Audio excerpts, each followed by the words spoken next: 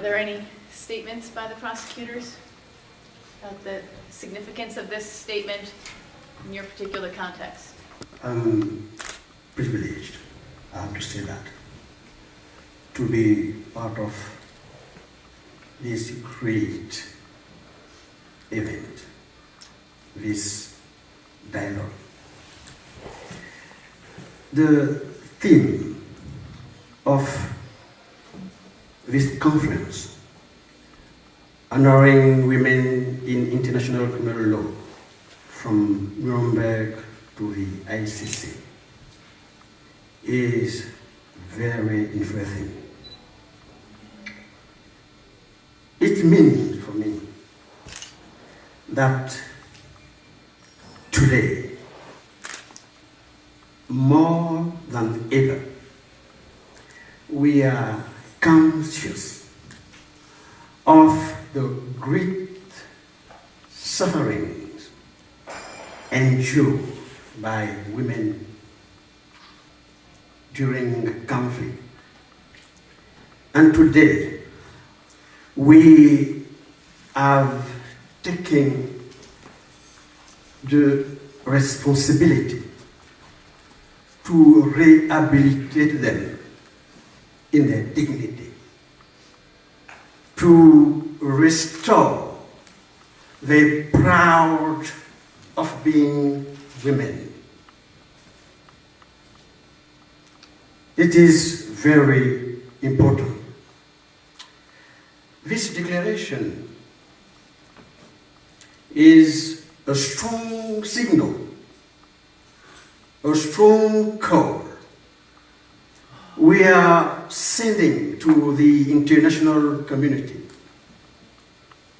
But as you know, the international community is very often blamed. And the blame they put on it is that when it makes declarations, nothing follows. The declarations are putting into drawers. We must know that we are part of that international community. We, prosecutors. It means that we, our role to play. We have to do something. We have to push states, countries, leaders to implement what we have agreed upon today. We must preserve women against those who want to destroy them. I'm saying today, never again. Thank you. On behalf of those of us who've worked at the Yugoslav Tribunal, those that have worked there in the past, those that continue to work there, and those that will remain there to the point in time when we reach the completion of our mandate, I just wanted to reiterate some of the comments that have been made throughout the conference, and also to say that the dialogues here at Chautauqua have been not only important, but in some ways inspiring. We tend to spend most of our days trying to get through our cases. We don't think of the impact on the victims, and we forget about the mistakes we've made in our investigation. But the dialogue here, which is focused on the past, and in this case the past role of women in Nuremberg, on the present, which relates to the important contributions of women to the academic debate and the practice of international criminal law, and hopefully to the future in the sense that we don't make the same mistakes that we've made before. It's been quite useful. There have been positive developments, there's no doubt about that. The recognition, as we've said in the Declaration, of sexual violence and gender crimes as instruments of warfare, the fact that certain crimes are now, or acts of sexual violence and acts of gender violence are recognized as criminal under international law.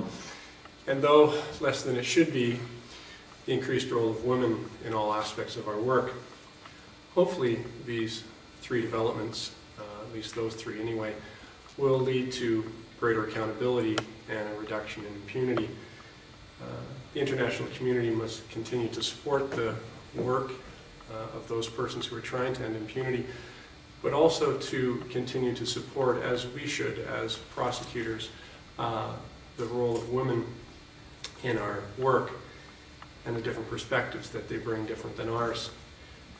We also must work towards not only the increase in the role of women in international criminal law, but the reduction of crimes of sexual violence and gender violence. That's what I take from this conference, and that's what we hope to implement, or at least I hope to implement in some small way of the work of the tribunal before we close our mandate, and it's our hope that the declaration states this as clearly as possible. Thank you.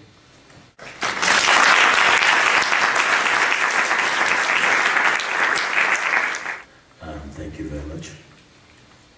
Today, on the banks of the Chautauqua Lake, the bricks of history continue to be cemented. The concrete long arm of the law and of justice continue to be reinforced. And today, we acknowledge the good work of former colleagues and friends of international justice. And more importantly, today, in this signed declaration, we particularly recognize the significant contribution of women in international criminal law. Women are as much victims of injustice as they are the driving force behind the vehicle of justice. I am particularly heartened today to note that the Special Court has partnered with other international tribunals to bring justice to women and children and in securing the rights of women.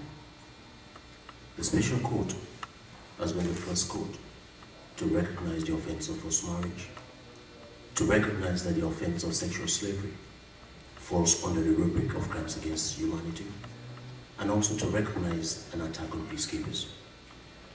We've done that and will continue to do that. The driving force for that are women that are not here today. And I want to give them credit for that. Even in the absence, let it be known that their efforts are recognized. And as we come to a close of the workings of that court, we want to appeal to the international community, as it is a court based or dependent upon voluntary contributions from friendly nations, not to relent on their efforts in helping us complete the job. Let them also know that that job is so important from the things that I've mentioned before, the good work we've done. Please help us see us finish the job, and I thank you very much.